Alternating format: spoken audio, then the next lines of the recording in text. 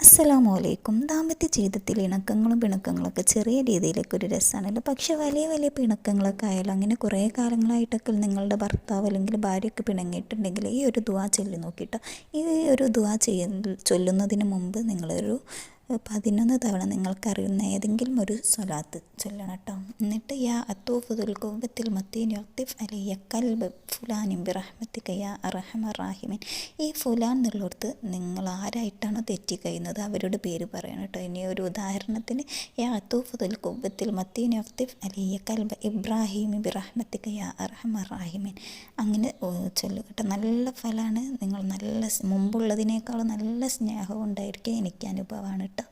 പിന്നെ ഏത് സമയത്താണ് ചെല്ലേണ്ടതെന്ന് വെച്ചാൽ നിങ്ങൾക്ക് കഴിയുന്ന സമയത്തൊക്കെ ചെല്ലട്ടോ. നിസ്കാരത്തിന് ശേഷമൊക്കെ എത്ര തവണ എന്നൊന്നുമില്ല.